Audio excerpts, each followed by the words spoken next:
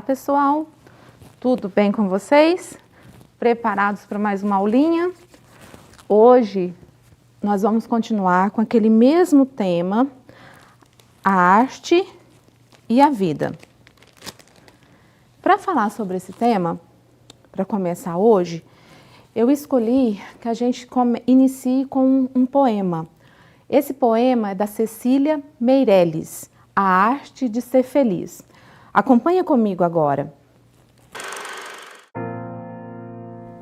A Arte de Ser Feliz, de Cecília Meirelles.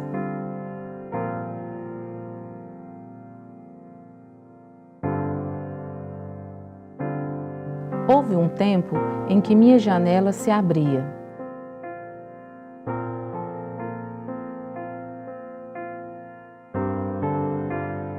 Sobre uma cidade que parecia ser feita de giz.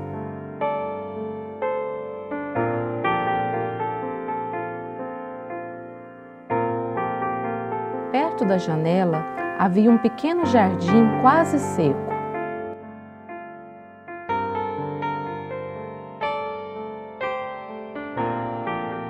Era uma época de estiagem, de terra esfarelada. O jardim parecia morto. Todas as manhãs vinha um pobre com um balde.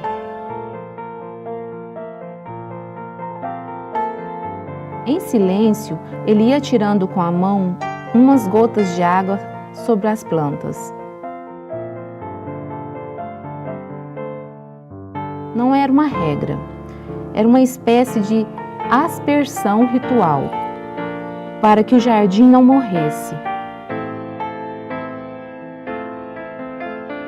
E eu olhava para as plantas, para o homem, para as gotas de água que caíam de seus dedos magros e meu coração ficava completamente feliz.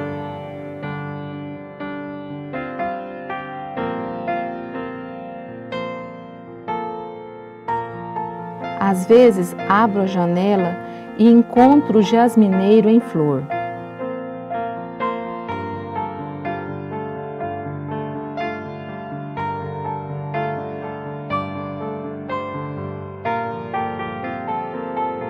Outras vezes encontro nuvens espessas.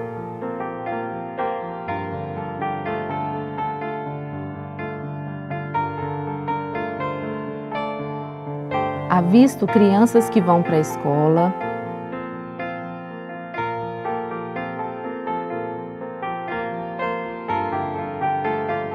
Pardais que pulam pelo muro.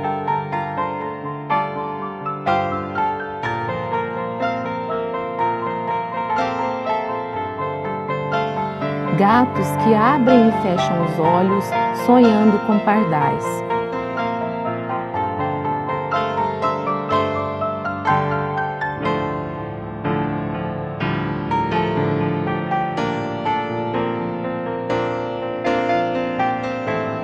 Borboletas brancas, duas a duas, como refletidas no espelho do ar.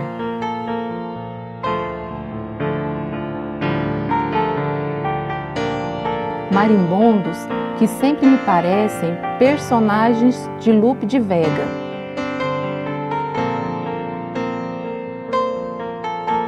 Às vezes, um galo canta.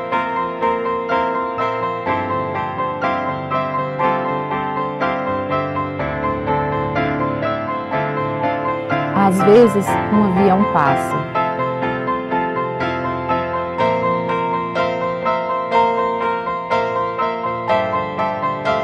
Tudo está certo, no seu lugar, cumprindo o esperado. E eu me sinto completamente feliz.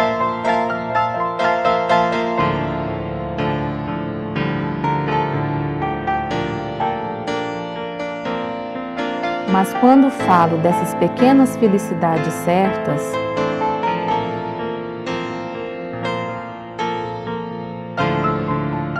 que estão diante de cada janela, uns dizem que essas coisas não existem, outros que só existem diante das minhas janelas, e outros finalmente, que é preciso aprender a olhar para poder vê-las assim.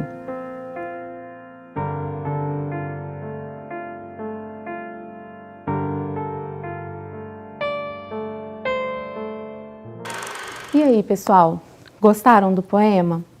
E você, o que você faz para ser feliz? O que precisa para que você seja feliz? Algumas pessoas podem responder assim: eu preciso de um notebook novo. Viviane, eu queria um videogame novo. Outras pessoas podem responder assim: professora, eu queria que a minha mãe estivesse aqui comigo. Então, cada um tem lá no fundo o que ela precisa para ser feliz. A gente sempre está à procura de algo para ser feliz. O poema, ele sugere que a gente veja em cada pequeno detalhe um motivo para ser feliz. Na poesia, a narrativa da Cecília Meirelles, ela é tão certa e profunda que ela nos leva a pensar cada momento que ela vai narrando, que ela vai nos contando. Quando ela fala daquele senhor que está aguando as plantas e vai deixando a água escorrer pelos seus dedos magros, a gente consegue até imaginar a cena. Se não fosse a imagem ali nos mostrando uma outra coisa parecida, se a gente fechasse os olhos, nós poderíamos até imaginar essa cena.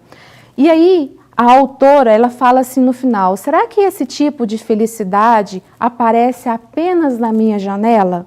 Será que é possível enxergar a felicidade apenas através da janela da autora?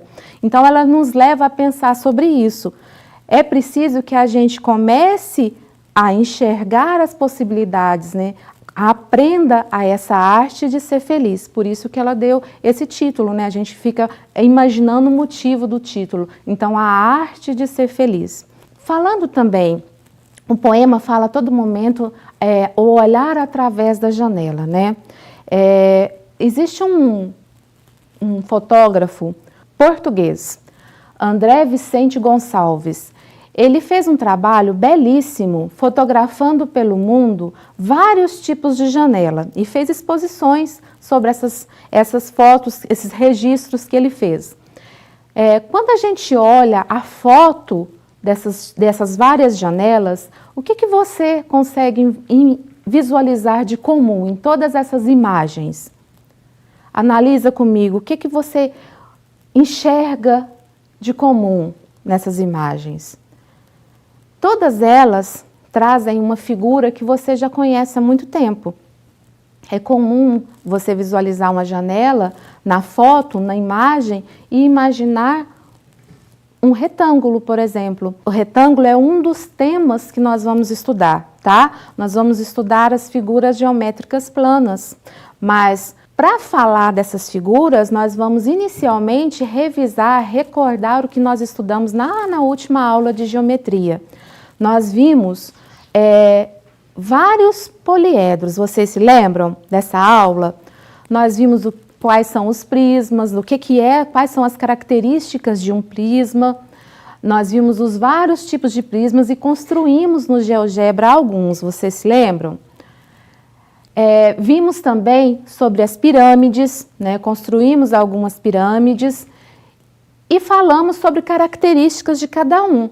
Esse daqui que eu estou mostrando para vocês é um paralelepípedo reto retângulo. Quais eram as características dele? Nós vimos que eles tinham a aresta, face, vértice.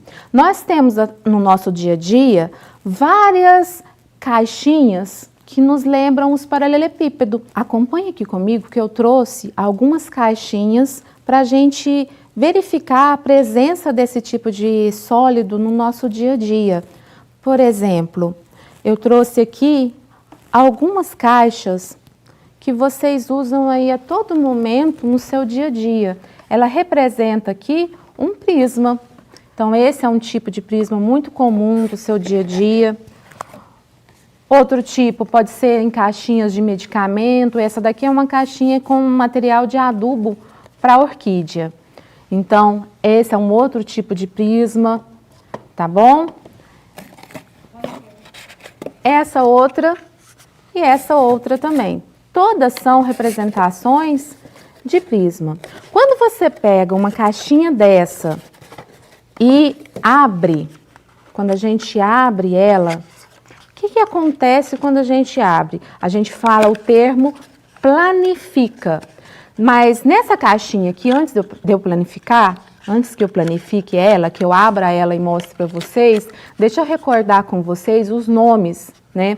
Nós vimos que essa quina da caixinha, como que ela se chama? Eu até coloquei aqui para vocês, ó, na imagem. Vamos aqui acompanhar comigo quais são os nomes dos termos que estão presentes nessa caixinha aqui, nesse prisma. Você tem aqui as arestas, que são essas quinas, certo?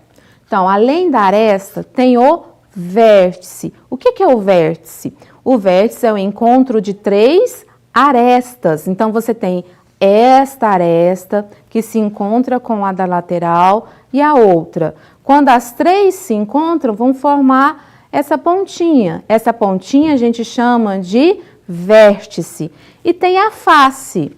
Tá vendo a caixinha? Ela não tem aqui uma face de uma cor, outra face de outra cor. Ela está intercalando as cores. Então, aqui você pode perceber a presença das faces. Você tem uma face na base, uma face na outra base superior. Então, você tem na inferior e na superior. Essas duas faces, elas são o que nós chamamos de paralela, tá? Lembra da gente ter falado disso? E tem as faces laterais. Então, quantas faces nós temos no total? Olha, tem as 4 das laterais e mais a superior e a inferior, 6 faces. Quantas arestas ou quantas quinas que você tem?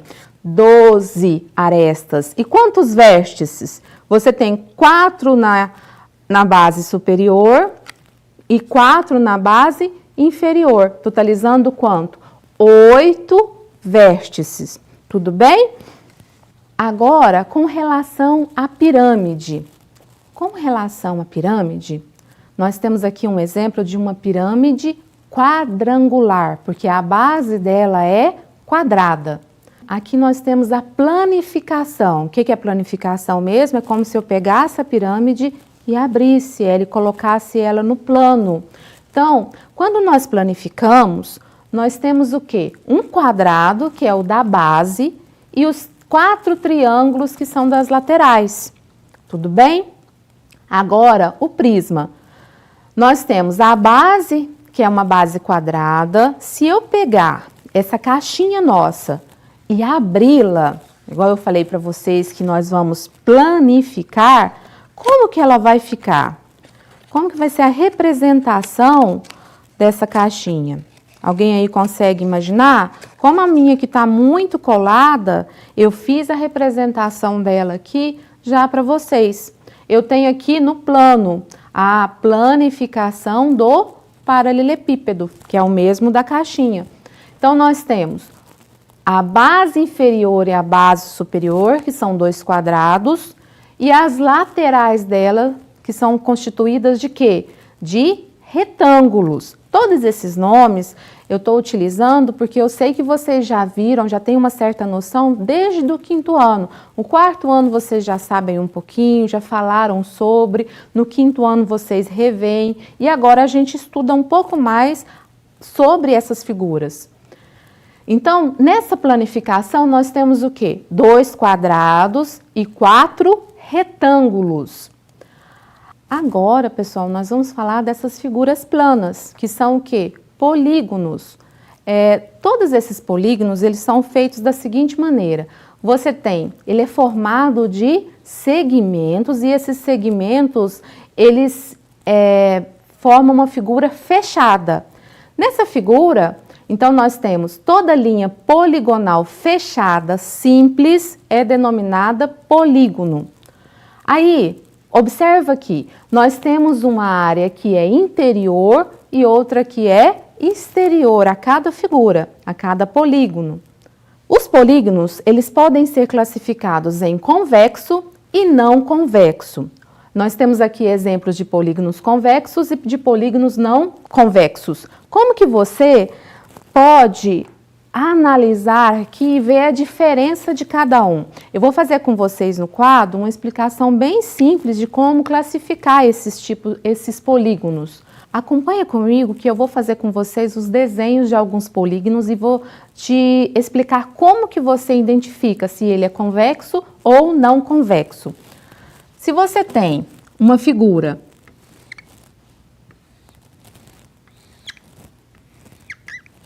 da seguinte forma, você tem quantos vértices? 1, 2, 3, 4, 5 vértices. Essa figura, se você pegar um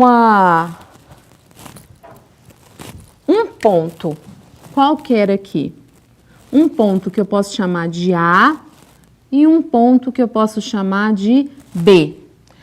Esses dois pontos, se eu fizer um segmento unindo os dois, esse segmento contém pontos que estão fora da figura? Sim, olha aqui, esse pedaço que está aqui, ó, ele está fora da figura, ele não está todo dentro da figura. Se eu pegar um ponto aqui, C e D, e fizer um segmento, esse outro segmento CD, ele está todo dentro da figura. No entanto, o AB tem um pedacinho aqui que nós dizemos que está fora.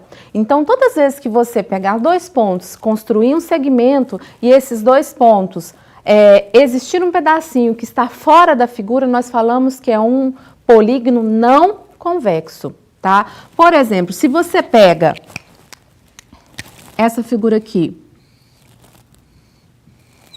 todos os pontos que você pegar e fizer a união desses dois pontos, construir um segmento com ele, em qualquer lugar que você pegar esses dois pontos, sempre todo o segmento estará dentro da figura, tá? Então, essa daqui é o quê?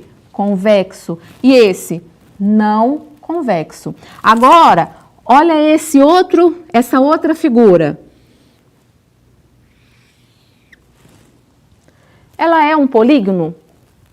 Não. Por quê? Um polígono, ele é feito de quê? De segmentos. E um segmento é uma linha reta, tá? Então, essa figura aqui, ela tem uma linha no seu contorno que ela não é reta, ela é meia volta, né? Metade de um círculo. Então, essa figura não é um polígono, tudo bem? Agora, pessoal, nós vamos ver os elementos dessa figura, os elementos de um polígono. Pessoal, continuando com os elementos de um polígono, nós temos aqui vértices consecutivos. O que é consecutivo? Nós temos aqui, por exemplo, se eu pegar o vértice A.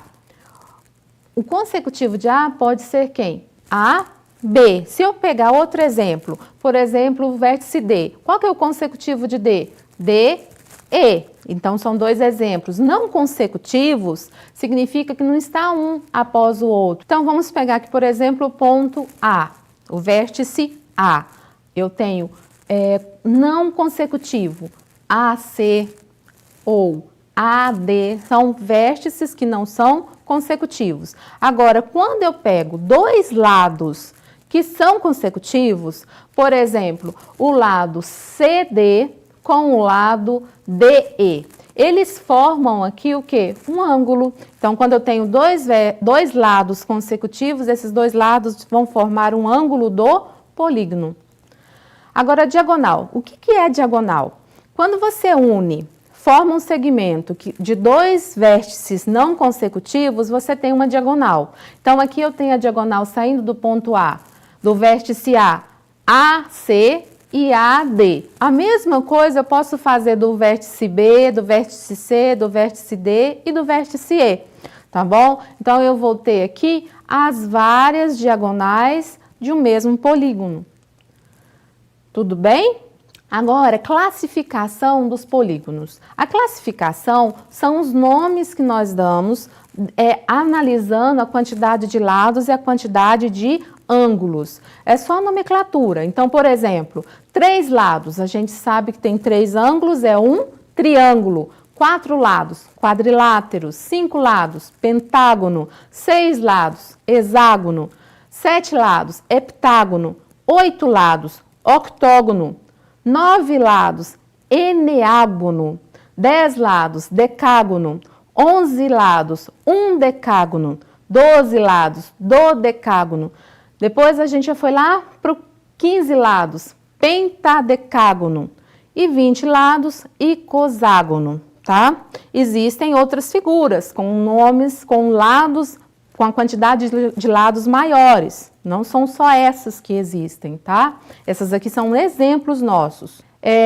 Agora, olhando para os triângulos, nós vamos classificar os triângulos. Para classificar um triângulo, nós podemos classificá-lo de 2 maneiras. Ou a gente considera o número de lados, né, o tamanho dos lados, perdão, ou a gente classifica olhando para os ângulos. Então, com relação à medida dos lados, nós temos o equilátero. O que é um triângulo equilátero? É um triângulo que tem todos os lados de mesma medida. Nesse caso aqui, todos os lados medem 2,93, tá? O outro que nós temos é o escaleno. O escaleno é o oposto. O equilátero, todos os lados têm a mesma medida. No escaleno, todos os lados têm medidas diferentes. Então, aqui tem 3, 3,17 e 1,92. Todas as medidas são diferentes no triângulo, então ele se chama escaleno. E a terceira situação, quando nós temos 2 lados de medidas iguais. Então, ele é o quê? Isósceles. Com relação à medida dos ângulos internos, nós temos também 3 situações. A primeira situação é quando todos os ângulos têm medidas menores que 90 graus. Então, nós chamamos de acutângulo. Quando um dos ângulos tem um ângulo maior que 90 graus, então a gente chama esse triângulo de obtusângulo. E quando um dos ângulos internos mede 90 graus, a gente chama esse triângulo de retângulo. Agora, com relação aos quadriláteros. O que é um quadrilátero mesmo? É uma figura que tem 4 lados ou 4 ângulos.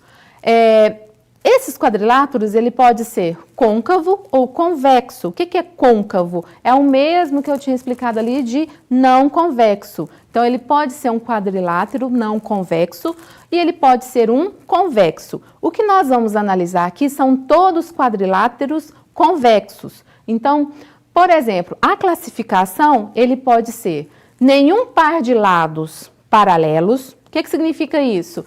Essa primeira figura. Esse quadriláteros como esse, não recebem nenhum nome especial. Então, não tem nenhum lado paralelo com o outro. O que é paralelo? Espera aí que eu já vou te explicar no quadro direitinho.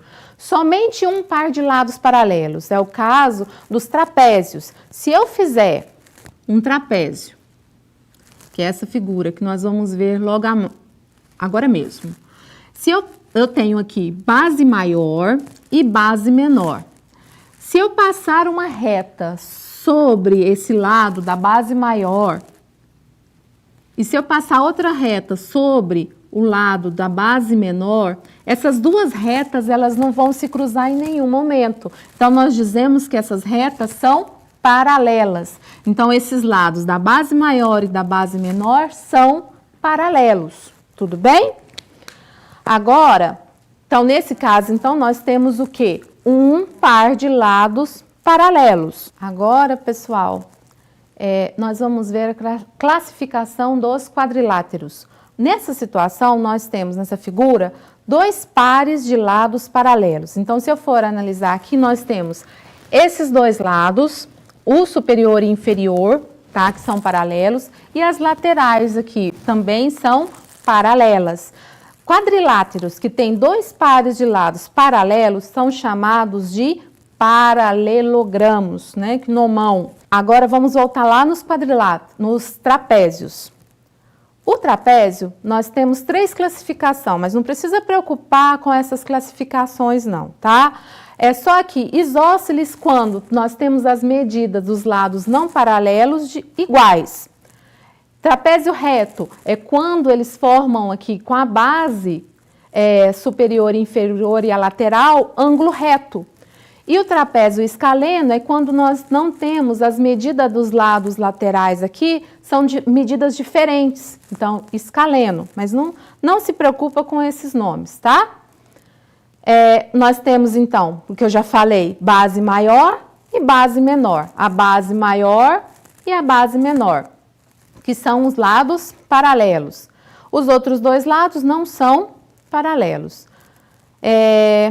Os paralelogramos, nós temos, então, dois pares de lados paralelos e congruentes 2 a 2. O que quer dizer isso? Quando eu falo congruente, é porque tem a mesma medida. Então, nós temos aqui o segmento AB é congruente com o segmento CD.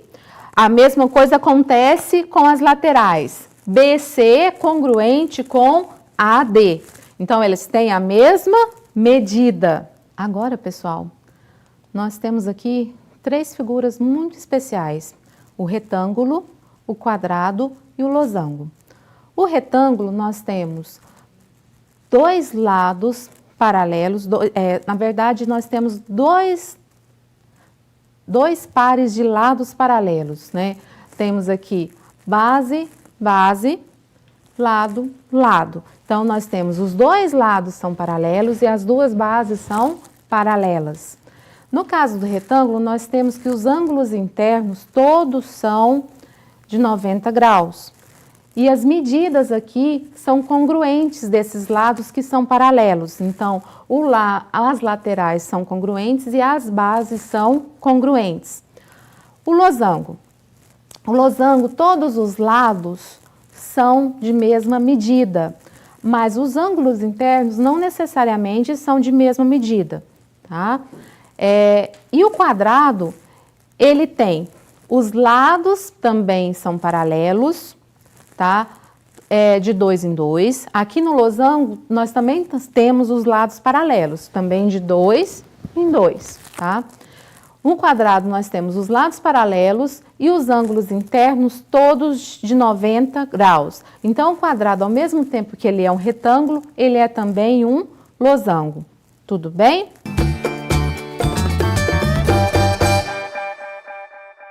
Nós vimos hoje um pouco sobre os sólidos geométricos, sobre os polígonos, sobre os triângulos e os quadriláteros, tá ok? Nós vimos as classificações dos triângulos e as classificações dos quadriláteros. Não esquece que vocês têm atividades lá no nosso portal sobre esse conteúdo já para ser feito, que esse mesmo tema que nós vimos hoje, ele vai ser trabalhado também em ciências e em inglês, tá bom? No mais, boa semana, até a próxima aula.